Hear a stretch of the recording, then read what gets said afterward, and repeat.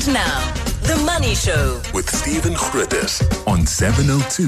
Let's walk the talk. The Money Show with Stephen Grootes, brought to you by ABSA CIB, honoured as the best research house for the 8th consecutive year at the JSE Spire Awards 2024. Good evening. As The Money Show comes to air tonight, the fiscal framework has just been passed by the National Assembly. 194 members of Parliament voted in favour of passing it, 182 voted against. That does mean that the fiscal framework, in terms of the budget that was proposed, as I understand it, by Ioko, the finance minister, 2 weeks ago, now goes forward essentially to the next step. Does look like the ANC has its budget. I say the ANC, this was in the end proposed by Action SA. But that may not, strangely, be the real story of tonight. The real story of tonight may well be that the Democratic Alliance voted against an ANC budget, and thus this may be the end, or at very least the beginning of the end, but perhaps the end of the National Coalition. Tsidi Madea, Associate Politics Editor at EWN, watching this with me. Tsidi, good evening to you. So the ANC gets its budget, so does Action SA. Where's the DA now? Good evening, Stephen. I'm watching it unfolding as it stands. And I think even though they kind of knew it was coming, I need to tell you that the voting was so tight, it was so complicated. There were so many people absent that you couldn't actually tell if the ANC and the GNU will get its budget. So now that that's happened, I think the DA has to kind of make sense of what happens. From my understanding, they will call a Federal Executive Committee meeting. They had one earlier today. They'll have one to chart a way forward. Some in the ANC, as you heard the leaked tapes maybe by now, saying that the decision not to support the budget at this moment is a DA defining itself outside of a GNU. But a part of me thinks that the DA will still wait and force the ANC to push them out. But I do think that they themselves are a little bit astounded, a little bit shell-shocked in taking in the moment. I mean, they made a gamble, they made a political play. It didn't work out. They need to figure out what the way forward is. But by last night, they kind of knew that they'd reached a point of no return as far as GNU is concerned. There's so many other aspects to this. I mean, Action SA now seem to have reshaped things by proposing that this go forward, and the ANC has backed them. I mean, does Action SA now join the coalition? Is it too early to say? I don't think it's too early to say. If you remember that statement that they put out about a week or two ago, they said that they would support if the GNU will be reconfigured. And there's been a view from some in the ANC that Action SA actually belongs inside the GNU. So there is a warmth towards having the Action SA in the GNU. But Action SA said it doesn't want to come in and fill the gaps left open by the DA if that's the case. They want a complete reset. And they also want an agreement, a coalition agreement of how will they function as a coalition. So they are eager, but they want the terms and conditions to make sense. So many things need to happen now. Is there any road that you can see, Tsidi, for the DA to stay in the coalition? I mean, the only argument I could see in which that could happen was if the ANC were to decide that in the longer term, it would actually prefer to work with maybe a weaker now a DA than any of the other parties. Yeah. Or to put it another way, over the longer term, it's much easier to govern if only two of you need to agree. You create a coalition of lots of smaller parties, life gets a lot tougher. Absolutely. I think that if the ANC, and by the ANC I mean its president, who's capable of extending an olive branch to the DA, only then I think they could come up with something. But remember, the DA also had a crisis in that within that organization, there was a school of thought that is against the GNU. You need to go back to the very beginning where the coalition talks were happening in Jadel and Zilla, who just wanted them to remain in parliament and not to take up positions in the executive. So that school of thought, you've got people in Gauteng who are incredibly aggrieved that it never worked out in the province, but it worked out at national level. They would be happy to see the DA turning its back on the GNU. So even if an olive branch is extended, let's say, because there are also, what we need to recognize that even the ANC has also seen that there are pockets of brilliance.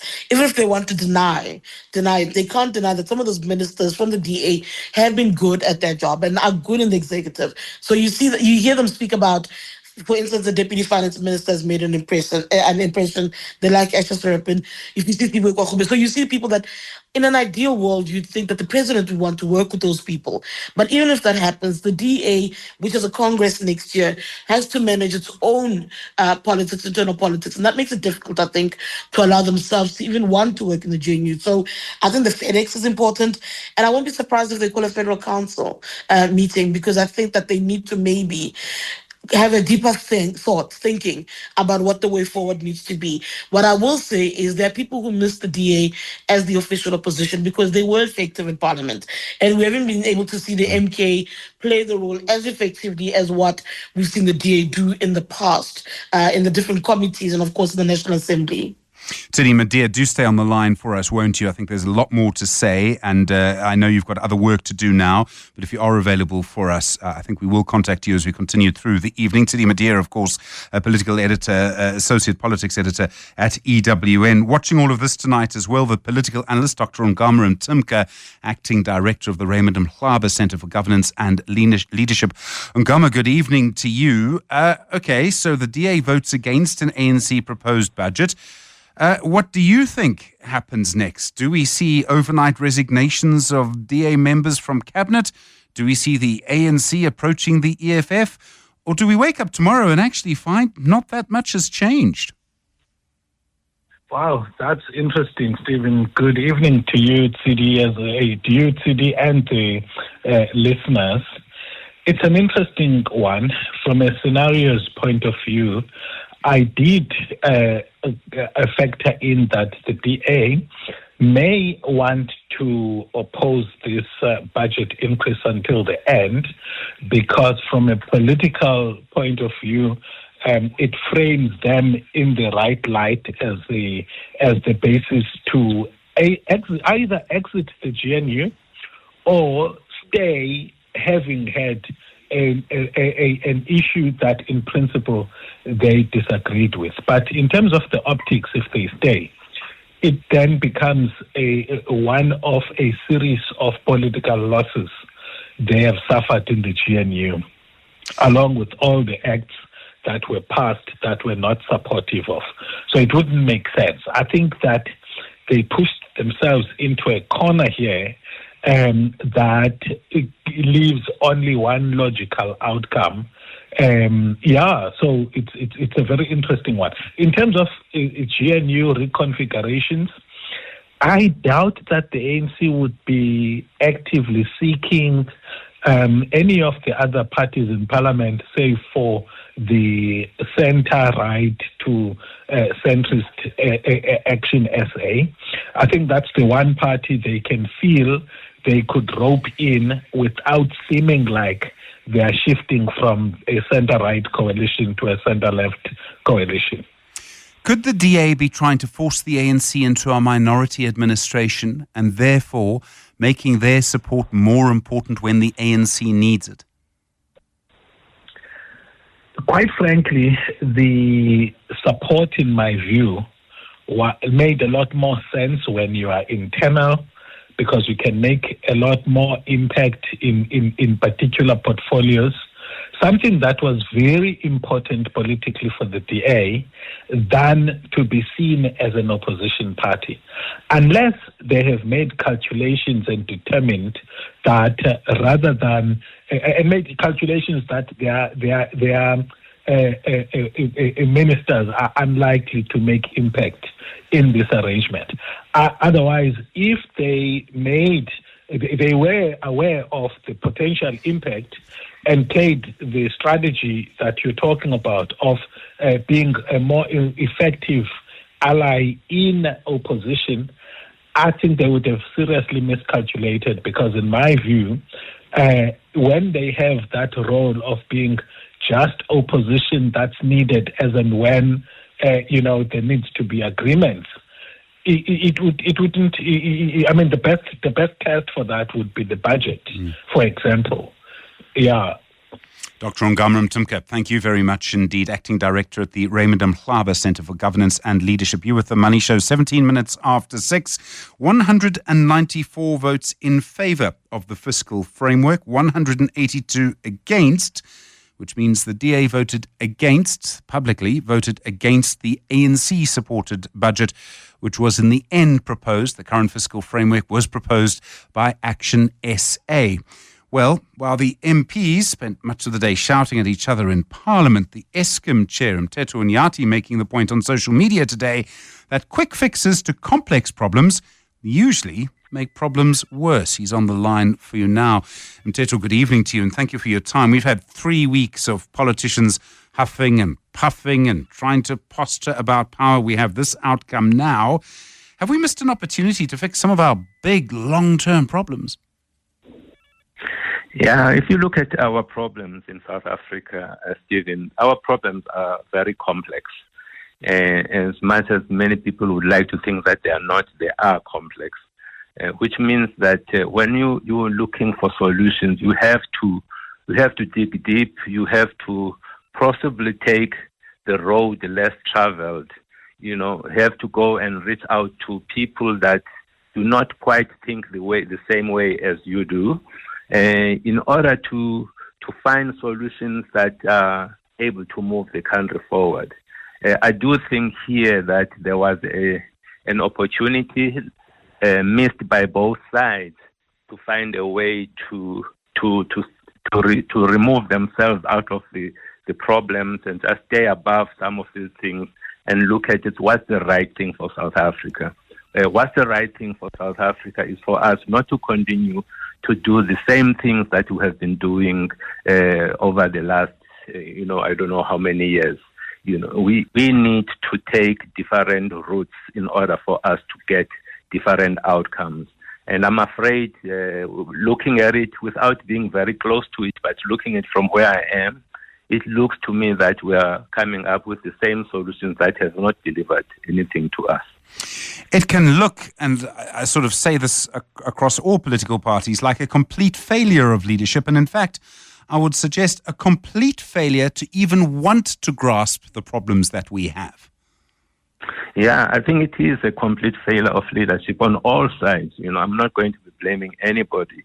At times like this, you should not always be looking at what the majority people are saying. There's a time like this is where leaders need to lead and ask themselves, where do I want to take this country? Where do we want to take this country? We may not always be in the majority, but we have the vision.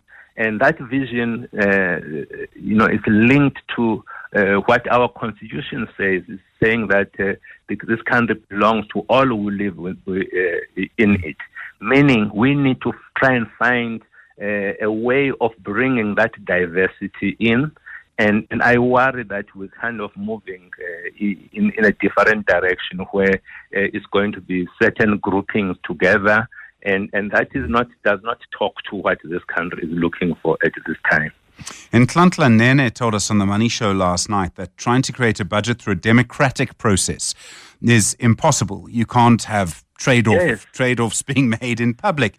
And in fact, he said, if we were to try and do that, it would undermine our economic and political stability. Would you agree? I would agree. I mean, here I'm talking about you have to make tough choices. And those tough choices, you cannot be going and saying to people, hey, can we get do you agree with this choice? We agree with that choice. No, you have to make tough choices. And some of it will be painful in the short term. You look at what is happening in the U.S. right now. We may look at it and laugh at what Doge is doing, but they are trying to address some of the challenges that we are facing, where they are saying, hey, we cannot continue to be spending and spending. We need to find a way of tightening the belt. And that is not what is looking like we are doing here in South Africa. And you cannot go and be asking people, you need to be taking leadership around this thing. And people are going to be angry, but you know that you are doing something that's going to be good for in the long run for people. And that is leadership. Mteto Nyati, really appreciate the time, sir. Thank you very much indeed. The chair at Eskom. Well, one of the big demands that the DA made was that the ANC would pass a budget that would lead to growth. Now, the fiscal framework has been passed by Parliament and the National Assembly in the last 22 minutes, but without support from the Democratic Alliance. Dr. Clement Moyo is an economist at Mteto Industrialization Consulting. Clement, good evening to you, and thank you for your time. So now the budget is through Parliament. Do you expect this budget, if it is implemented in its current form, and I suppose it really should be, is it really going to lead to any kind of growth in our economy? Good evening, Stephen, and good evening to your listeners. Thank you for having me. So it's a very, very interesting question that you've posed. In my honest opinion, I think it's going to lead to a reduction in economic growth. I think this budget, as it is, not going to enhance economic growth, given some of the VAT increase, of course, which has been the major debate, as well as the bracket creep, the tax bracket creep. It's going to cause, a reduction in consumer confidence. And we've seen just recently, based on a study from FNB and the Bureau of Economic Research, they're suggesting consumer confidence is quite strained at the moment. So, this budget is not going to do anything to actually help that. So it's going to make things worse, and consumers are going to spend quite low consumer spending. As you know, consumer spending is a major driver of economic growth. So I foresee it's going to cause major problems from a growth perspective. I've been watching this very closely, and I can't tell you what is not going to happen to VAT, whether it's going to go up by 0.5 percentage point, whether there'll still be a change. As I understand it, it is the budget that was proposed by Ioko, but politics is politics, as I think you probably know, Clement. I mean, all of the mess around this, the uncertainty, surely is damaging. And there are going to be thousands of companies, there are going to be municipalities, there are going to be everyone around the country still not sure what they have to do with regard to VAT. And a 50 basis point increase, a half a percentage point increase, is actually quite a difficult thing for some firms to implement. 100%. It's quite difficult. There's a lot that needs to happen over the next few months or weeks to come, and it's going to be a challenge, as I said, as you said, for a lot of businesses, because that means basically, they have to change quite a lot of their pricing. There's a lot that has to change from the pricing perspective, and that is actually expenditure. They have to spend money on trying to change their pricing, and that's expenditures that are not going to be, that's going to enhance profits or revenues. So, some could say sort of like fruitless expenditures that we're going to see in terms of changing changing all the prices and changing all the VAT and so forth. And there's a lot of uncertainty, I think, given how late this budget, we had so many, information that we're getting was not clear. We thought maybe it might not have been passed, and there was a lot of uncertainty, especially from investors as well. We're not sure that it's going to take the 30 days, because there was a lot of communication around 30 days waiting period again for the government to go and find these revenues and to scrap the VAT increase and the bracket creep. So there's a lot of uncertainty, and I would say, that's going to have a massive impact on businesses now. We have to scramble to try and update all their VAT and update all their processes, so it's going to be a bit tricky, as you've mentioned. Dr. Clement Moyo, thanks very much indeed. Really appreciate it. Economist at Mteto Industrialization Consulting. The Money Show. The markets. Chris Stewart's portfolio manager at 91. Chris, this time yesterday, the rand was at around 18.39. It's lost 40 cents since then. And in the sort of 20 minutes or so since the budget was passed, the fiscal framework rather was passed, with the DA voting against it, it's lost a few cents more. Obviously, investors are watching our budget, the process, and perhaps more importantly, the coalition very closely. Yes, good evening, Stephen. And that's against the US dollar that itself has been sort of 40, 50 basis points weaker against the other major crosses as well. So we're down, well over 2% against the euro so far today, having been weak over the preceding couple of days as well, as a result of exactly what you're alluding to. And that's the fact that the developments we've seen over the last couple of days, and ultimately, with the passage of the fiscal framework today, despite the best wishes of the major coalition partner within the Government of National Unity, and with the ANC, in fact, having, cozied up yesterday to parties outside of the Government of National Unity to try to get the framework vote through, doesn't bode well for the sustainability of the government of national unity as it stands right now. So it's certainly being put to a fairly serious test. It'll be interesting to see what the Democratic Alliance's approach is. I think there's headlines out that they're going to challenge the passing of the budget plan in court. Fractious politics means weak currency. Weak currency means the likelihood, I guess, of less space for monetary relief, and less space for monetary relief means less growth for the South African economy. So not great news all round, and I think the equity market response to it today really indicating that. We saw, of course, the huge change in sentiment with the formation of the coalition last year, and while every investing decision is based on slightly different things, I've always presumed the big reason for that was that the ANC chose to work with the DA rather than with, say, the EFF or MK. I realize that's a slightly political statement as well. Does some of that really unwind in quite a significant way tomorrow if the DA now walks away from the coalition? And of course, it's quite fluid, so we may find tomorrow that they're best of friends again. But if the DA walks away, I presume a lot of that sentiment does change. Yeah, I mean, best of friends tomorrow might be a push, but whether they walk away completely remains to be seen. And whether they leave doesn't necessarily mean somebody steps in to the coalition. You may have a minority ANC government ruling, which has its own issues with it as well. I think the EFF have been fairly clear that they have no interest in stepping in as part of the government of national unity right now, nor the MK, but that can also change very, very quickly indeed. So it's the fluidity created by this. Markets hate uncertainty. I know that's a very trite thing to say, but it's kind of got some truth within it.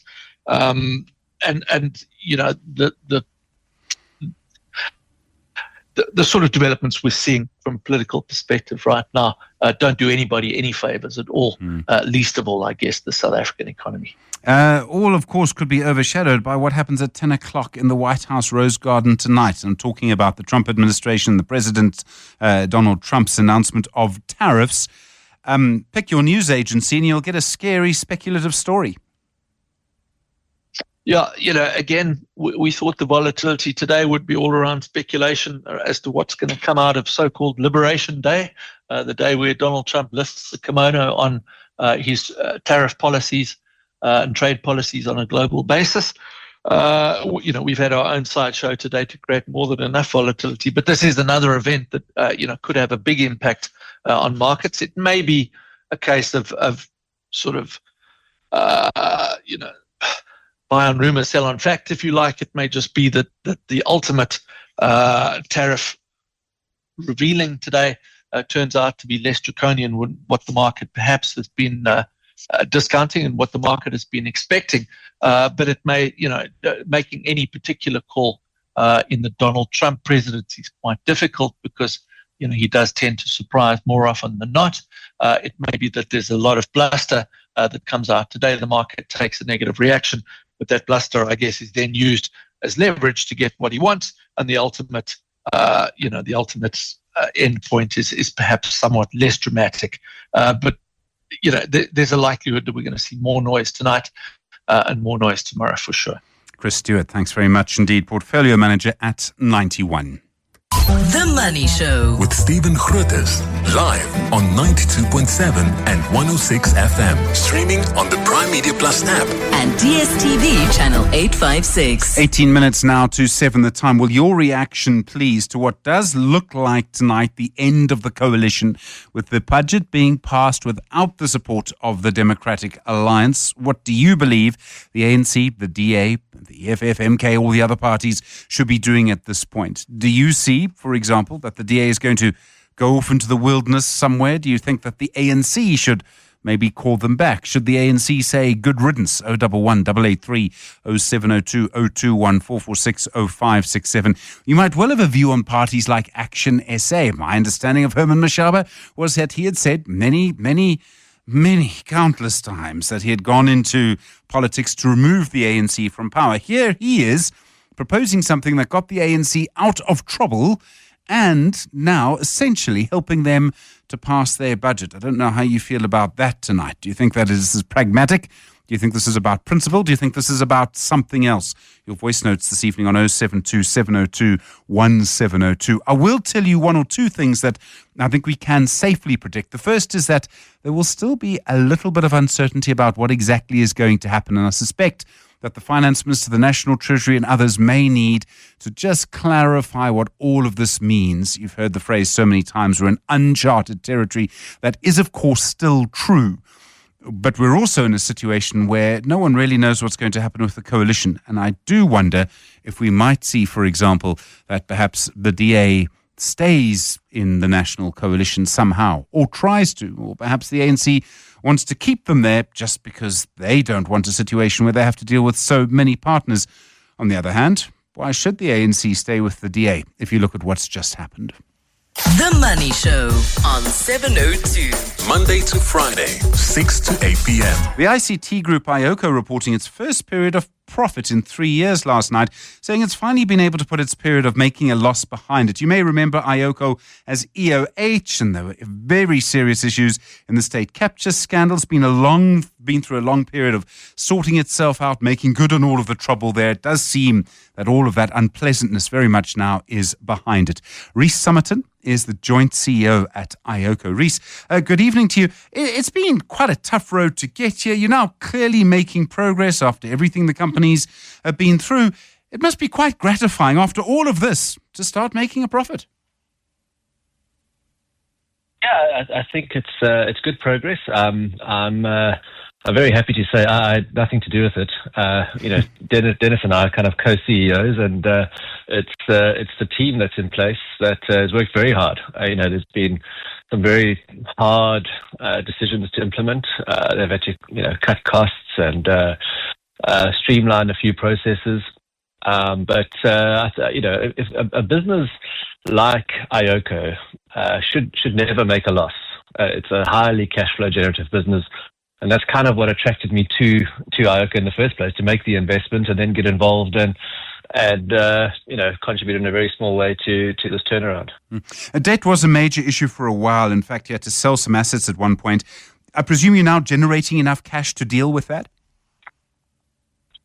Well, in the first half, we actually generated about 302 million rand from cash flow from operations. Which was higher than the 252 of EBITDA, so very cash flow generative business.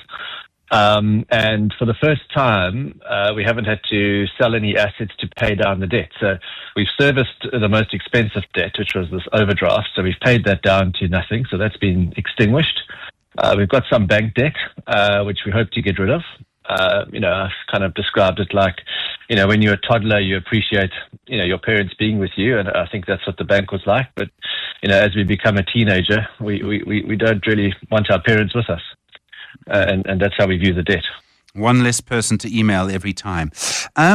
You're in a very... it's about 11 less. I was going to say, yes. You're in a very competitive space. I mean, you're running out big IT projects across large organizations. Not an easy thing.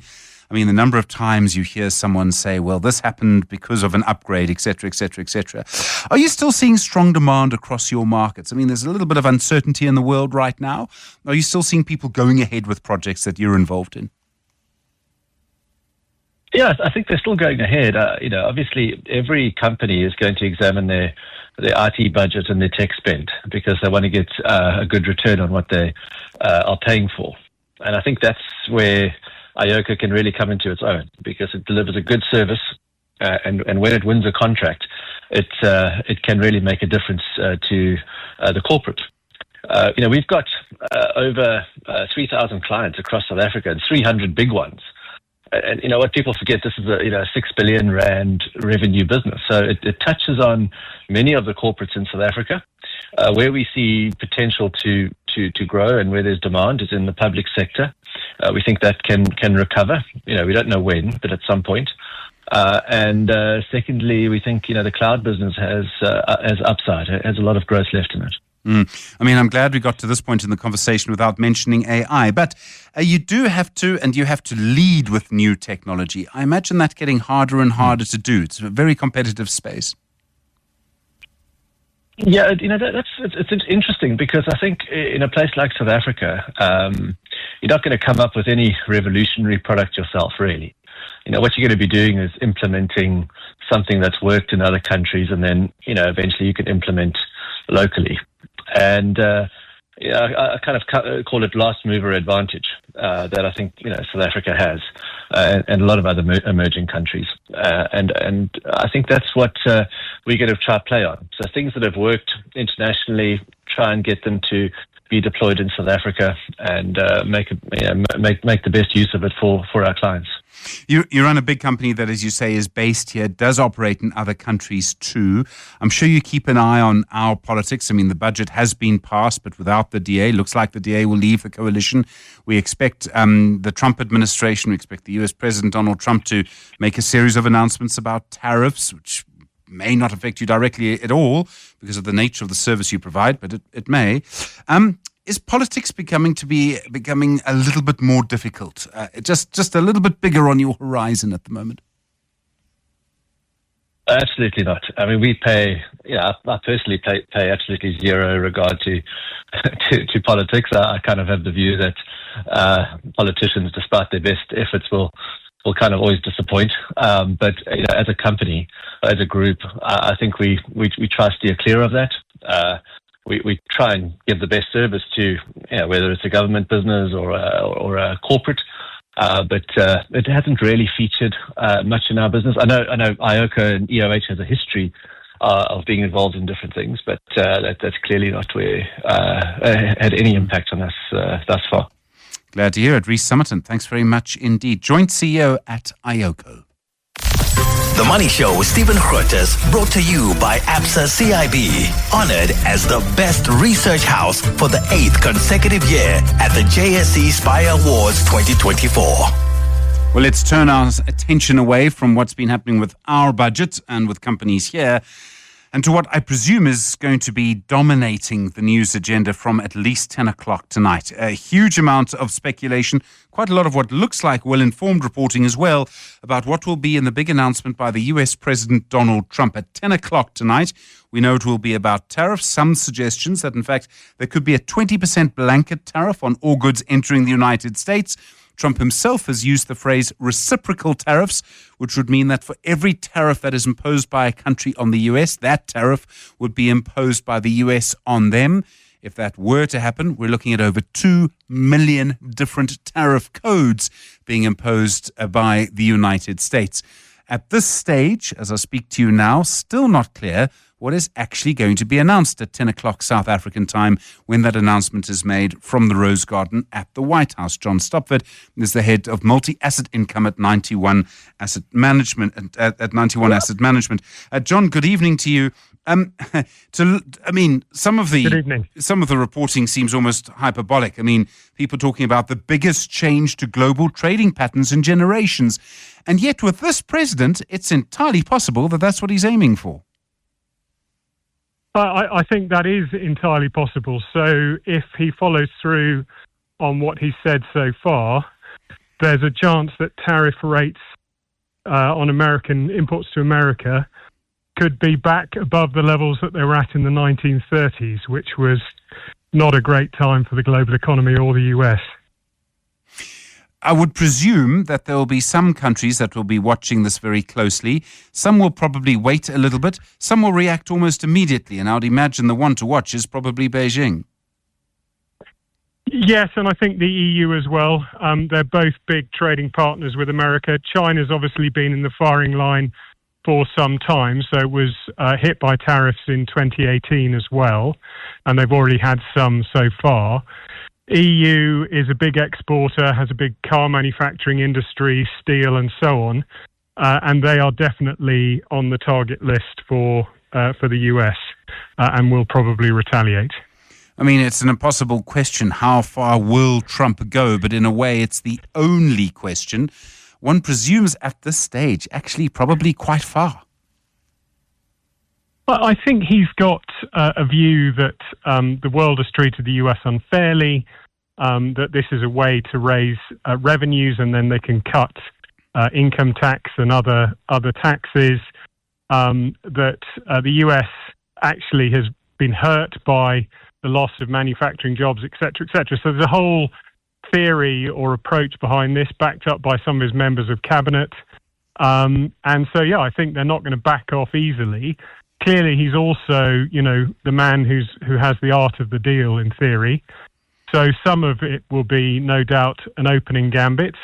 But I think overall, we should expect the world to have higher tariff levels and probably weaker growth and higher inflation for a while. The problem, of course, with that is that once tariffs start, they become very difficult to stop. So the US institutes tariffs or new tariffs tonight, more tariffs, other countries follow to try and unravel all of that becomes very, very difficult, as we saw again during the era of the Great Depression. But we may also start to see an economic impact in the United States quite quickly, and for a lot of people that will be felt first in inflation. Yeah, I think inflation might take a little bit longer to come through, but it will be fairly quick. I think the bigger impact initially is going to be in growth and in jobs. And it's not just the impact of the tariffs themselves, it's the fact that nobody knows what the hell is going on. So we've got massive uncertainty. And if you're a business, you're not going to go out and hire lots of people or invest in big plants or whatever if you don't know what's coming down the pipe. So I think that's the initial impact, a combination of what tariffs do, but also the unknown. And Trump's style is not to tell us up front. It's to, do things at the last minute, change them the following day and so on. And that's just very hard for businesses to cope with. I mean, this relates to the other problem. How long would the tariffs actually be instituted for? And again, it's impossible to know. He makes an announcement tonight. He could make another one tomorrow or only in 3 years' time. And all of that uncertainty, as you say, makes it just impossible for anyone to actually do anything, unless, of course, they're obviously not going to work. Only then might he change his mind, and even then, maybe not. Yeah, I think so. And I think there's a philosophy behind this. I think the starting level of tariffs may be negotiated down, but he has a 19th century view of the world that tariffs are a better way to raise revenues than conventional taxes. And so he needs some level of tariffs to pay for all the other stuff, including tax cuts that he wants to do to stop the deficit ballooning too far. So I think this is not just about negotiating and getting other people to reduce their tariffs. I think there's a permanency to at least some of this, trying to essentially redraw the trade map, redraw the revenue map for the US. Over the longer term, one presumes that he will redraw the global trade map and that people will start to look to trade more with each other and without the US, except that the US, of course, plays such an integral role in the world economy, partly because of its size. I think that's true, and some people will try and appease the US and cut tariffs rather than just respond, in kind. Obviously, he's got other things that he's looking to do. So tax cuts are part of it. Regulations, slashing regulatory barriers is another. There's a whole load of things that he thinks will help offset any drag from tariffs. And clearly, his administration also worries that a deficit of 6 or 7% of GDP is unsustainable, which is probably right. And so this is also partly about how you pay for the US budget, and then also the other side is slashing the expenditure, which is partly what Elon Musk has been up to so far, although I hear he's about to head for the hills. So there's lots and lots of moving parts, and it's very hard, I think, to get a coherent picture other than there's going to be short-term pain. John Stopford, thanks very much indeed. Head of Multi-Asset Income at 91 Asset Management. Really appreciate the time. The Money Show With Stephen Grootes, live on 92.7 and 106 FM. Streaming on the Prime Media Plus app.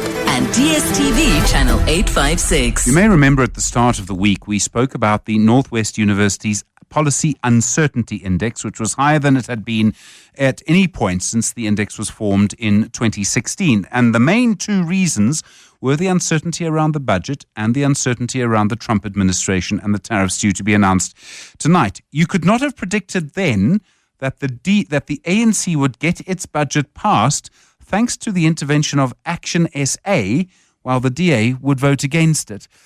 And at this stage, just sort of 2 hours or so away from the big announcement by Trump, I have absolutely no idea what is going to be in it. And unless you work in the White House, I imagine you don't necessarily have much insight either. It really does tell you how uncertain things are at the moment and the confluence of these events and how that makes it difficult for you to make financial decisions. You're with The Money Show at 7 o'clock.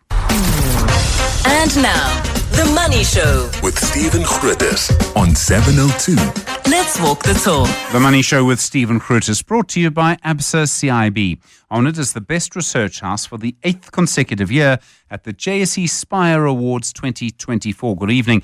Welcome to the second hour of the programme. Well, obviously, after quite a lot of drama in Parliament, what we've seen in the budget and what we're going to see later tonight, it would appear, from the Trump White House, a moment perhaps to look at one or two other issues. We'll be speaking to the CEO of the Crazy Store, is your shapeshifter, Kevin Lennett. He's been there for a long time. He's been there for about 10 years. One of the questions I want to ask him actually is, does he find it important to be in one place for a long time? I do get a sense in some corporate cultures, in American corporate culture, I would say, if you spend some time looking at people's CVs on LinkedIn, people seem to move really quite quickly. And I don't know if it might be good for a career. I don't know if it's good for a business, but one of the conversations that we'll have with Kevin Lennett, your consumer ninja, Wendy Nola as well, has a tale about a very loyal customer and how it did not end well for them. But as always, I think Wendy will be able to resolve the problem. We'll talk in a moment about migration. But good to hear from you tonight as well, particularly on the situation around the budget and the coalition and where the DA is now. You might well believe it's good riddance to them for what they've been doing. 011 883 0702 021 446 0567, and of course voice notes this evening on 072 702 1702.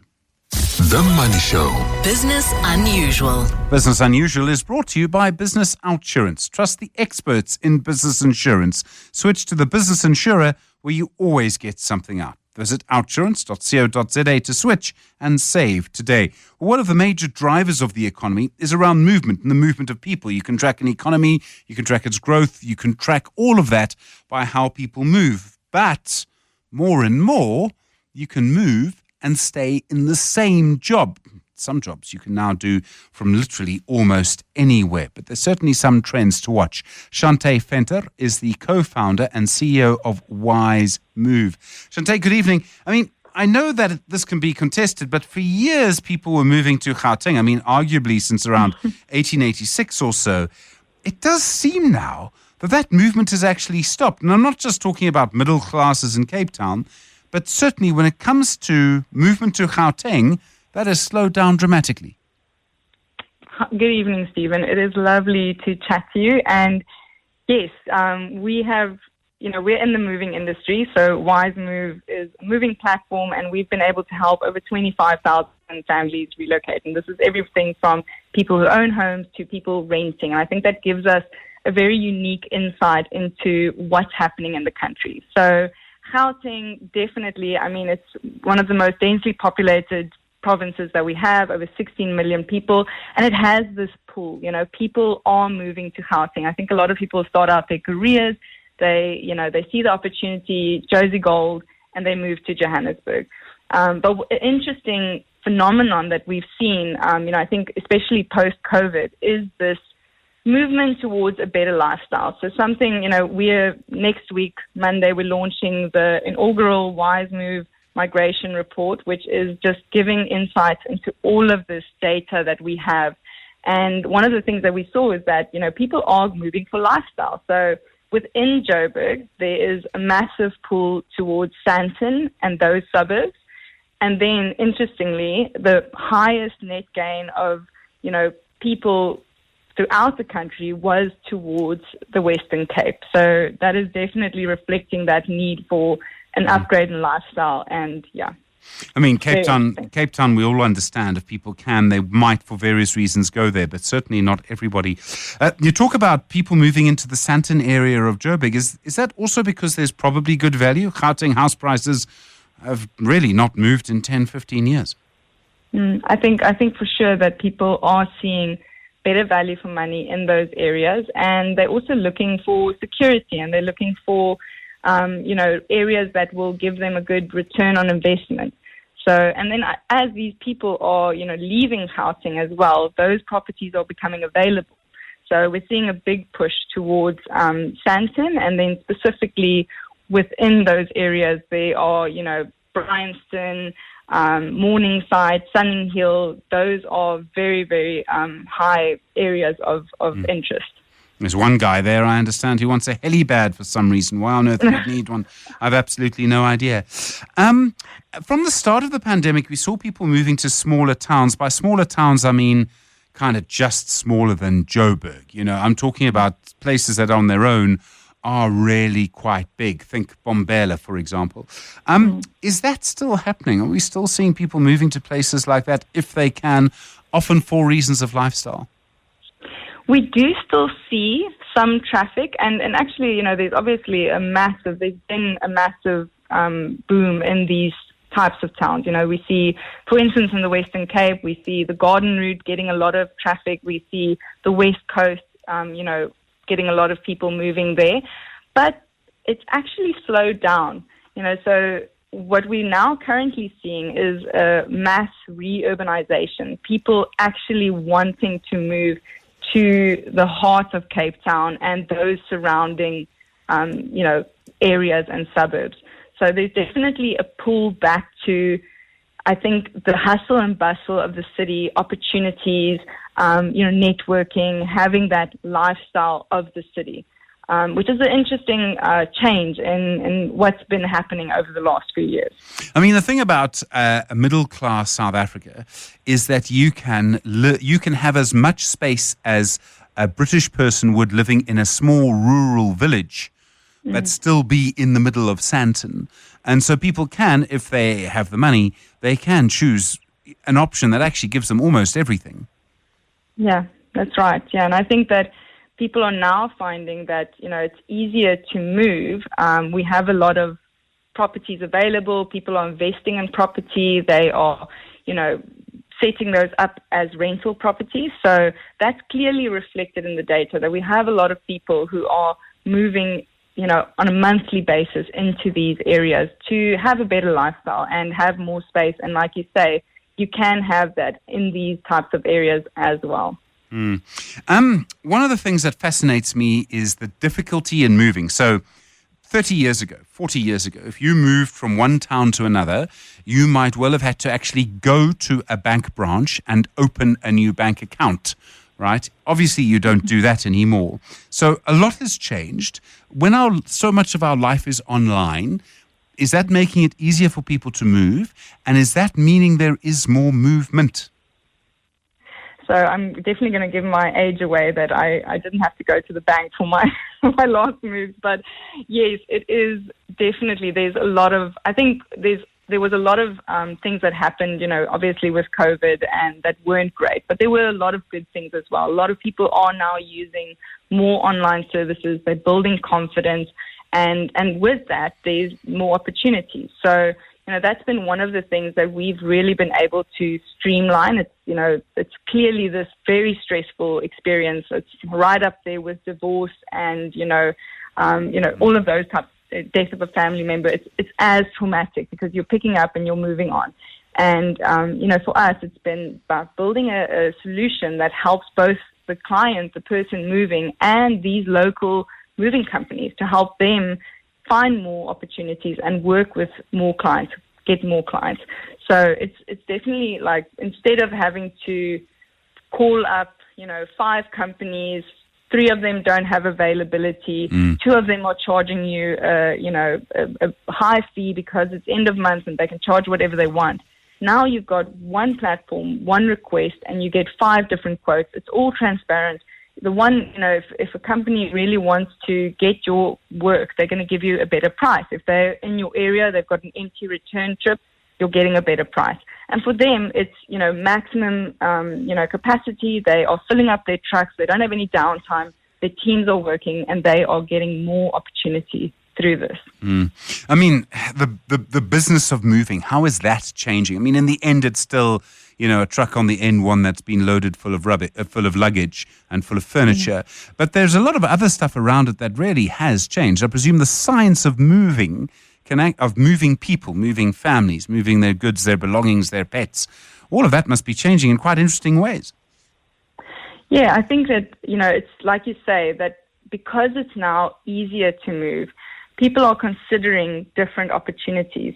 So, where in the past it would have been a very painful experience, if you can now, get connected with a company that's going to give you the right size truck for the right size load and get you there the next day, it's a seamless experience. And like you say, with Wise Move, you could get someone to help you move your car. You get on a flight, your pets are sorted. You get on a flight, you get on off the other side, and everything is there.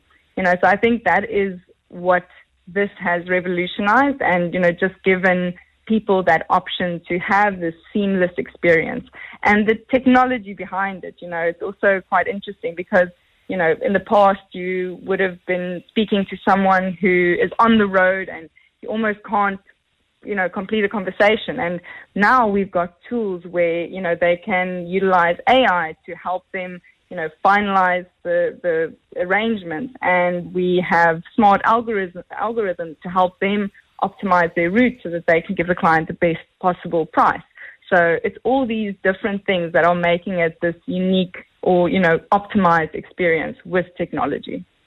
Thank you very much indeed. I really do appreciate the time. Shante Fenter is the co-founder and CEO at Wise Move. If you're a business owner, then you don't like surprises. That's why when you claim with business outsurance, your excess is a fixed amount, not a percentage of the claim. Outsurance has been providing expert business insurance solutions to practitioners in real estate, advertising, financial services, and consulting services for many years. Switch to business outsurance today by visiting outsurance.co.za and get a quote now. Outsurance, you always get something out. Licensed insurer and FSB, TCs, and information online. The Money Show. Consumer Ninja. Well, you will know stories of people who've been with a certain company for a very long time. When you've been with a certain company for a very long time, you do kind of think that you're going to get some good treatment. You do think they're going to treat you better. Wendy Nola's been looking at a story where that really didn't happen, and this actually involves Truworths. Wendy, good day. I mean, this is quite a strange story, and it was someone who had been with them for a very long time. Yes, indeed, Stevens. Caroline de Beer had been with Truworths, an account holder with Truworths for 30 years. And the irony of the story was that she'd never been in arrears, an absolute immaculate customer, and she was trying to be responsible about her account and not let it go into arrears. Knowing that she was going overseas, she'd recently bought something, she'd paid one installment, and she could tell that the second installment was going to be due when she was overseas. She wasn't sure what sort of connectivity situation she was going to have at the time, so she paid a second installment, pretty much the same amount as the original one.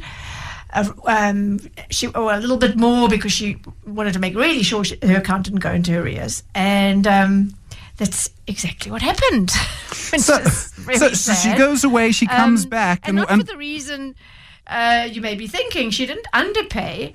When she phoned to query the arrears, being quite upset, obviously, as you can imagine, she was told by somebody in, I suppose, collections or whatever, that the amount she had paid had not been treated as an installment because she had failed to, get this, go into a store to tell them that she was paying early. And it gets worse. She says So that's very strange. So she pays the money up front. Then she gets told, no, she's in arrears. Yes. So when she tries to query it, what happens after that? She says, the person I spoke to was unpleasant and treated me like an errant debtor. And this to someone, let's not forget, even if she hadn't paid, she would have just missed one payment ever in 30 years, and she would have been behind by a few weeks at most. But this, I mean, how works kind of taught to me that people that work in collections generally have a certain culture and generally just have a sort of default way of talking to people. It's not necessarily friendly, unfortunately. Anyway, so Caroline then thought, okay, let me go and check the T's and C's. She found nothing about early payments, found nothing about going into a store to advise them. So thoroughly annoyed at that point, she emailed the company stating what had happened and saying that she wanted to settle her balance in full, which then, of course, included interest for late for being in arrears, and she wanted to close the account. So she does the right thing. She gets in touch with them. What happens after that? So, unbelievably, there was another inappropriate response. It went like this. Thank you for your email and for affording us the opportunity to respond. In order for us to further assist, please confirm your ID or account number. Now, she'd done that in the original email, so the person had missed that. However, we'd like to take this opportunity to inform you that when an account is closed, the credit facility is removed and the account cannot be reopened. However, you are welcome to apply for a new account, which is subject to an affordability calculation as required by the National Credit Act. Do you wish to continue with your request? So, in short, none of her issues were addressed about, there was nothing in the T's and C's to tell her what she was supposed to do, making a special early payment. She got no apology. There was no regret expressed for the fact that she felt so strongly about her negative experience that she was now closing the account she'd had for 30 years. No thank you for your custom over 30 years. Just this. Essentially, you can't change your mind about this account if you close it. Are you sure you want to do it? Sure. I can't think of an email less likely to make someone like Caroline change her mind about closing her account at that point. Anyway, so she came to me. I have a form on my email form on my website, which at the end asks people to tell me what they would consider as a fair resolution. And she wrote in that field, I don't require assistance in resolving a problem. However, I thought my bad experience with Truworths should be brought to the attention of senior management. And here's the other problem. There seems to be no way for me to do this. So she literally came to me as a means of trying to get her, how she felt about all of this, to the attention of the senior managers in the company. I mean, this happens all the time, doesn't it? And I understand that you have to have procedures to do things and you can't have the CEO answering every query. Of course not. I get that. But in this case, I mean, the only way for her to actually get anyone to actually apply some brain and time to this, Yes. to actually think about what was going on and not just sort of stick to the procedure, was to go through you. I mean, it's incredible. Well, that's fairly common in my work, is that, customers who are giving this company their custom for many years or even a little bit of years, they have an issue and they can't get beyond the call center or the people that are mandated to deal with customers in whatever department, debtors or cancellations or whatever. And so I come in as the person that has the means to reach the decision makers and for them to say sorry and do the right thing. That's essentially what my job involves most of the time. So in this case, I took up Caroline's case with Truworths Joint Deputy Group CEO, Emmanuel Cristaudo. I raised both the accounting issue, which had put Caroline's account into arrears despite her paying in advance to avoid just that happening, as well as the way she was treated. His response was, it's most unfortunate that we did not communicate effectively with Mrs. De Beer, and we definitely should have looked at her circumstances and corrected her payment to an installment as she required. We'll investigate the tone of the collections call and will deal appropriately with the collector should we feel this was not handled correctly. I've personally contacted Ms. De Beer and apologized for what happened. She has accepted our apology and asked for her account to be reinstated. This has now been done. Well, it wasn't quite that way. She said, don't you want to reopen and or to reinstate the account? And she said, I didn't really want to, but I thought you'd been so kind and maybe it would come in handy. So that's what she did. Still I was in the dark then about what exactly happened, because I'm sure many people have done this in the past, thinking, let me just pay a little bit in advance because I'm not going to be in a position to do it because I'm overseas or I'm in hospital or something at the time that it becomes due. So okay, is there an explanation of where her money went? Because she put the money in and is now in arrears. And I realize, and we come across this all the time, the people in charge of the money somehow seem to make that happen, whereas the rest of us seem to be caught out. Is there a proper, I suppose, an accounting explanation? Yes, there is.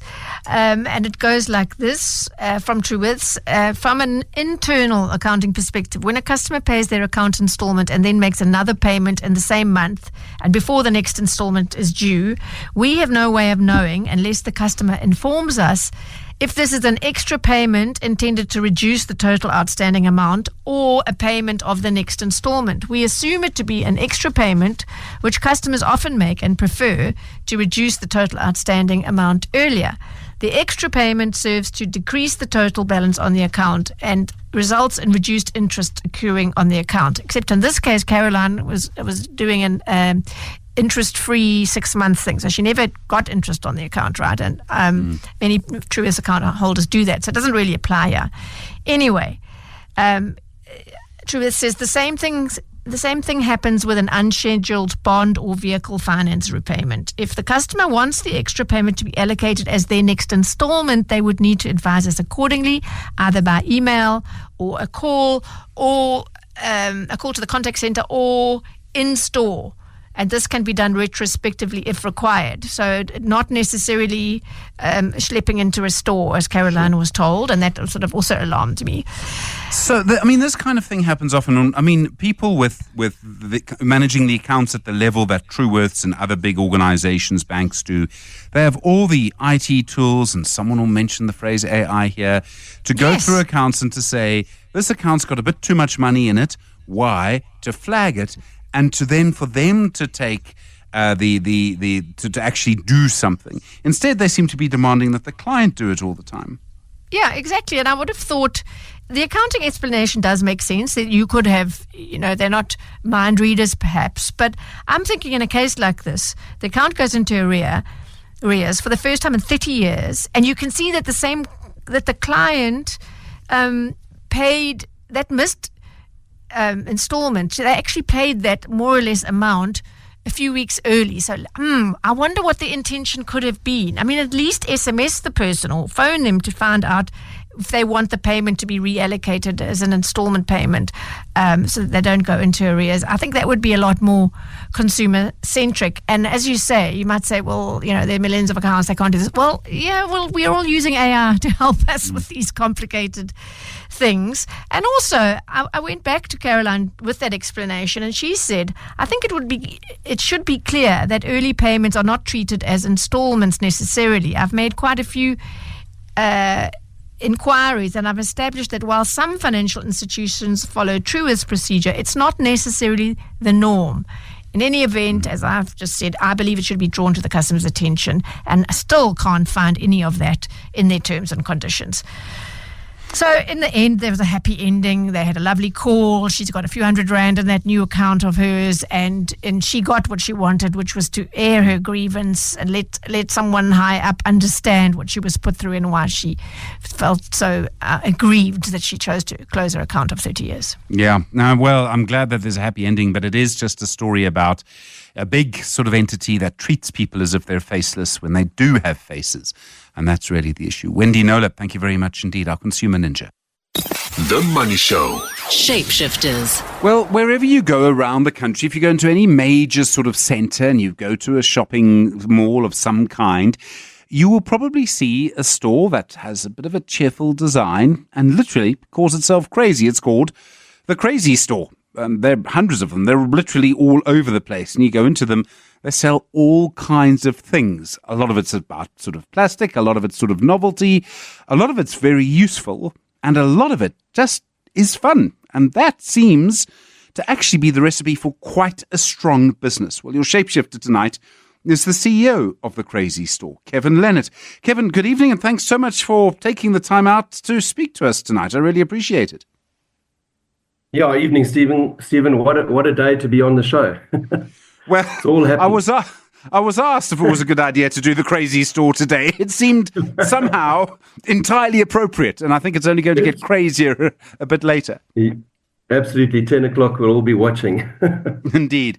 The start for you, as I understand it, was in Cape Town. Your LinkedIn profile talks about bishops and UCT. Do you see yourself as a Cape Town person, Kevin? You still live there, right? Yes, I do. Cape Town's been my home, as much as we've spent much of time out of the country, out of the city, visiting other areas throughout South Africa. But yeah, Cape Town, born and bred, and still here, thankfully. Very happy in Cape Town. I mean, I sometimes wonder about people who are involved in business who live in Cape Town, especially a business like yours, which is across the entire country. It's sort of, I mean, it's outside South Africa too, but it's kind of integrated in a much bigger place, because I think some people see Cape Town as kind of parochial. And I mean, on one level, that's entirely unfair. Do you ever come across that? Where are you from? Oh, you're from Cape Town. Oh, all right then. Normally, I get something around the school I went to. We normally get picked on for that. But yeah, definitely. I think it's changed though. I think over the last 10 years, Cape Town has become a bigger business destination, and certainly if you travel around Cape Town, the traffic is a lot more. The people going to work in the morning, you can see the roads are busy. I think Cape Town still does seem to knock off lunchtime-ish though on a Friday. If ever I'm on the road at that time, the traffic is immense. So maybe part of it has changed and part of it hasn't. But yeah, it's definitely become a way more of a business hub than certainly it used to be. Although Joburg is still Joburg, and Gauteng still is immensely powerful and very important in the world of retail. It's interesting that you studied social science first. Was retail something you wanted to go into? I mean, when you came out of university, what were you looking at doing? I think first of all, going into university was the first goal. Coming out of university was the army. And at that stage, I had casualed at various retail outlets, and I'd vowed that the one thing I would never do would be to go into retail. And a door opened. In those days, when you applied for jobs, it was in the newspaper, and it was always very generically mentioned along the lines of a general manager wanted or interim manager wanted, and it didn't say the career or the company or whatever, and you applied because you were looking for work, and it so happened that turned out to be Sportsman's Warehouse. And so I became a retailer, and I still am 30-something years later. You spent a long time at Sportsman's Warehouse. I mean, I think it was 20 years. When you rise through a company, and especially a company with a national footprint, you must get to see, and especially a company that was changing over those years, you must see a lot of a company and a lot of change in that time. It must be quite an interesting experience, and you would grow with the company, of course. A fantastic experience. I mean, I've been very blessed. I think Sportsman's Warehouse was a kind of a 1.5 store chain when I joined it, and we got bought by, in those days, Morkels, and they owned Total Sports. And they gave me an opportunity to expand a business, to roll it out. And I didn't have a really clear idea of how to do that. And I think that's often the best thing. People get opportunities. It's about taking them and running with them and making loads of mistakes. And yes, you're quite right, learning so much along the way. And, I always say to people, retail it's every day you wake up, you think you've got a day ahead of you, and it's not the day you expected. It's so alive and vibrant, and if you enjoy and you love retail, you've got to keep learning. And certainly in the Sportsman's days, opening up 2,000 square meter boxes at that stage, there wasn't really anything of the like. So we were learning as we went along, and I think that's the same thing with the Crazy Store. We decided to make the brand a credible brand and to really speed up and chase the growth phase of the business, and to make it more of a retail outlet than what it had previously been. And the two businesses for me are completely different. Obviously, the one is a high brand orientated sports brand, and the other is a low priced multiple store business. In small sizes, 250 square meters odd size of retail. So I've learned a lot along the way, which is fantastic. If I wasn't learning, I think I'd get bored. Yeah, I know the feeling. I did want to ask you, I noticed you spent 20 years at Sportsman's, you've spent 10 years at the Crazy Store. Do you believe that staying in one place for a long time is a good thing? And I would tend to say that is a good thing. There are a few caveats. But for you, staying in one place for a long time, learning the business, growing the business, rather than chopping and changing, which I think is becoming more prevalent. Yeah, it's 13 years in May for the Crazy Store. I can't believe how quickly the time has gone. I absolutely, the simple answer is if you get bored, leave. If the work becomes of a similar ilk and it becomes just routine, then you know you've got to change, because you're not going to make a difference to that organization. From a business perspective, I think personally, in my opinion, that a lot of CEOs or senior directors or whatever positions, they get sent in on a shorter term basis, and very often they're incentivized, in a certain way. And because the person's only in there for a short period, or has only decided to be there for a short period, can actually sometimes do the business more harm than good. I believe that being in the long haul is better for the longevity of that business, and to hopefully leave that business in a better place when you leave, and also have learned a hell of a lot along the way. So yeah, I'm in favor, but it is in my DNA to be loyal. That's something that I wouldn't leave an organization easily unless I felt that, well, you know what, I'm no longer contributing as I would like to contribute. I mean, it's interesting because I understand in the States people will stay in 2 jobs and move, and they think that that's good for their careers, and it is, but it's not good for the company. And I wonder if one of the things of a manager or a top manager, one of the tasks is going to be to manage that tension a little better, to keep someone who's enjoying themselves as you are, who's helping a company develop, to stay in a job for a longer period of time, because they just get better at it, and thus the company gets better too.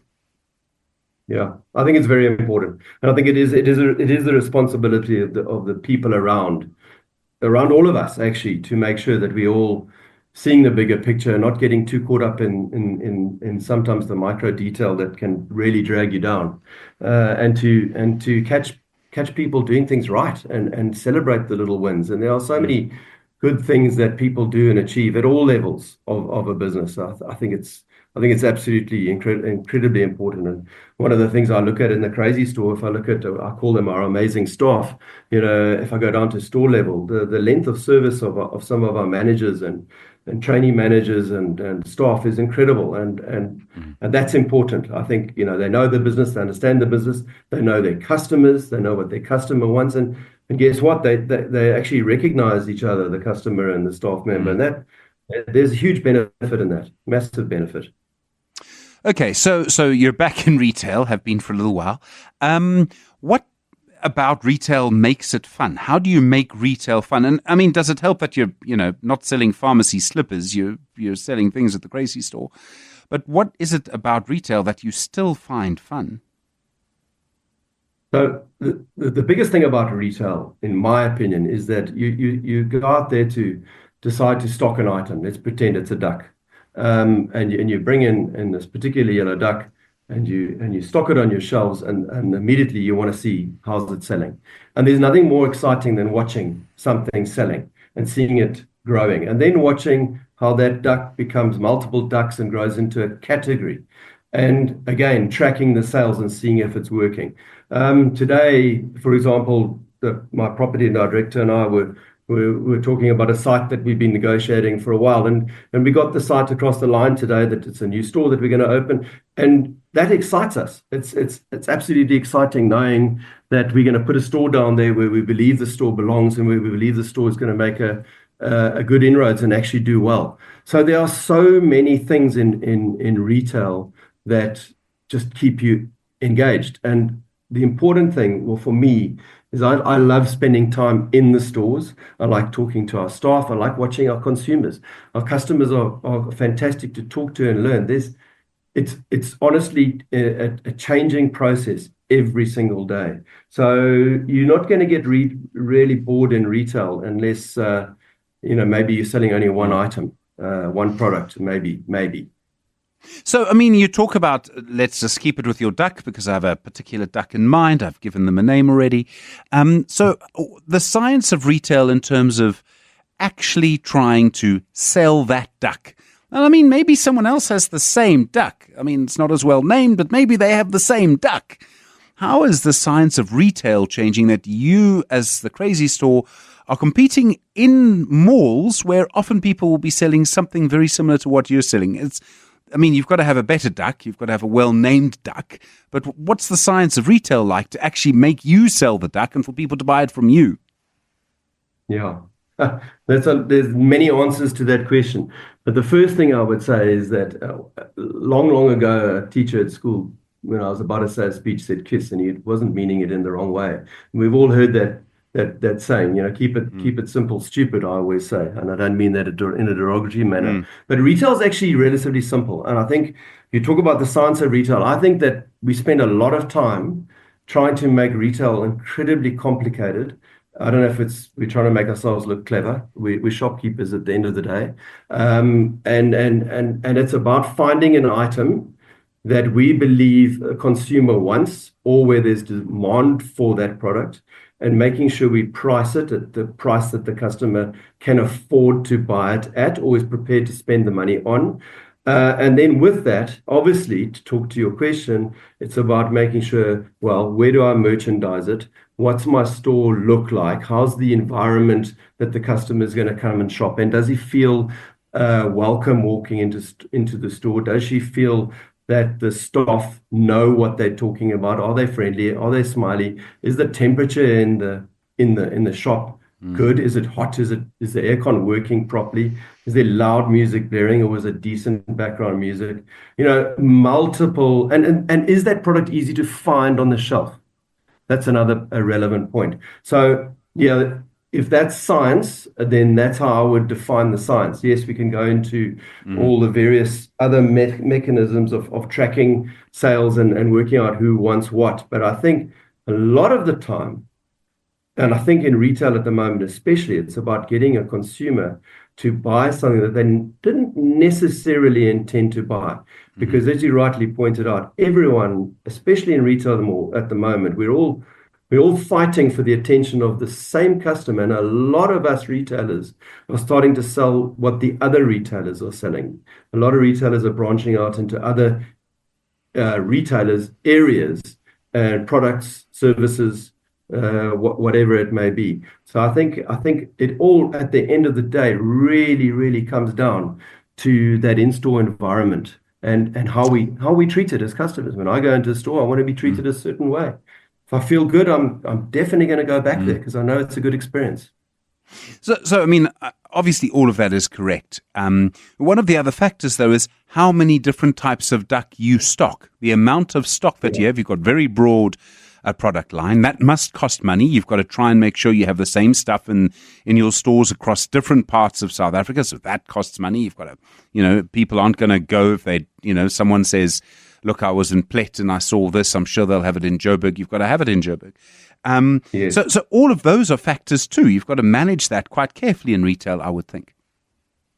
Absolutely. A consumer expects to find whatever they want at any store throughout the country. They also expect to find the store looking the same, feeling the same. They need to be comfortable with the store. They want to know exactly where they need to walk to get to the stationery department or to the kitchen department or to the toys. That's really, really important. And you're right. We carry, a store of ours sitting in 250 square meters can carry 4,000 product lines, which is a huge burden. But it's also our strength in that there are other retailers who carry the same amount, but in a bigger space. So it's about, for us, the convenience and the ease of the shop. So I'm walking into that store, I can spend 3, 4, 5 minutes walking around a 1,500 square meter store, not finding the item I wanted, or making sure that we've got the range that they need available in as quick and easy a time as possible to procure it and buy it as can be. I think the big thing in retail and in all our lives these days, we live really busy lives, and they seem to get busier every year. It's about convenience. It's about going in, getting in, finding what you want, and getting out again. And you want that to be simple and pleasurable at the same time. We're speaking to Kevin Lennett. He's the MD of the Crazy Store and your shapeshifter tonight. The Money Show. Shapeshifters. Kevin Lennett, the MD of the Crazy Store, your shapeshifter this evening. Kevin, I mean, you sell, as we say, quite a big, wide, diverse product line. I do have to ask, what do you sell the most of? And I mean, I presume it's not my duck. There's a lot of items that we sell a lot of in units, from helium balloons through to black bags, green bags, through to as I took onto the show, your Bruce's, when Bruce was around many years ago, the bouncing eggs, the novelty lines, there's a multitude of lines that sit up there in high volume, and a lot of them either are items that I would call consumables, such as your green bags, your black bags, or they're for birthdays or parties, and that would be the helium balloons and obviously the helium that fills it. It's destination lines like that where we sell the biggest volume. But then you can go down to something fun like just a simple bubbles, a little bottle of bubbles at R10.99. That is it's probably been a top seller in the top 20 for the last 13 years that I've been there. So yeah, there's a multitude, and obviously it depends on the time. We were particularly strong in events. So Valentine's Day, the amount of artificial roses we sold was mind-boggling. And by the same token, things like mini greeting cards, which we sell those in the tens of thousands. So yeah, a lot of items that sit in that run. And Kevin, away from the office, I mean, I presume you have some time to do things, and maybe you keep some of the fun in your life away from the crazy store. Do you get to sort of relax very often? I mean, do you enjoy traveling? Are there particular sports you like to do? Cycling, maybe golf or something? Yeah, I'm a keen runner. I'll be running the Two Oceans Half on Sunday. I think a big thing that keeps up a lot of my time is I'm the chairman of a rugby club in Constantia called False Bay Rugby Club. I've been chairman there for 9 years, and I often say that that's actually harder than my real job. But obviously it brings with you a lot of friendship and camaraderie and great Saturdays and the odd beer or two at the club. So yeah, there's lots of ways to relax. Traveling, obviously, I love going away, love going into the bush, love going overseas, in mostly in summer. Love New York. I did a Shapeshifters. I'm sounding like a DJ. I did a Shapeshifters with Bruce when I was in New York 3 years ago. So yeah, love traveling and I think being fairly busy is good. I like to be busy and engaged. And if you head to the bookstore, I mean, do you head for the non-fiction section or the fiction section? I mean, I know some people head for the leadership section, not my favorite section, I must tell you. But I mean, do you find you're looking for something to relax, or you're looking for something to learn? I head for both, but I suppose if there were a ratio, it'd probably be 3-1 in something to relax. I love reading a good novel. I like escaping. But yes, I do enjoy reading particularly autobiographies about be it business leaders or politicians or people who've made a difference. I find those fascinating.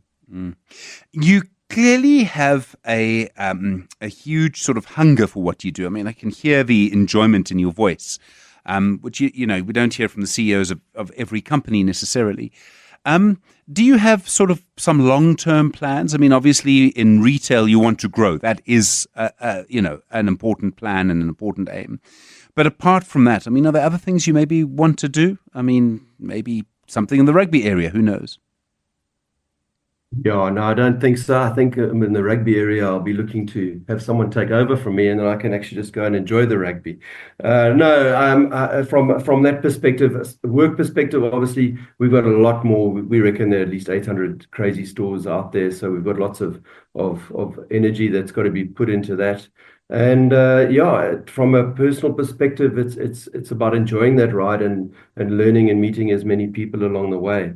So no desire to go and spend a year in the vineyards in France, although that would be a lovely thing to do. But I think I need to be gainfully engaged in something. I can't sit still. I want to be doing something that actually gives me pleasure. No, I can hear that. Kevin, I really appreciate you taking the time. Thank you so much. Kevin Lennett is the MD of The Crazy Store.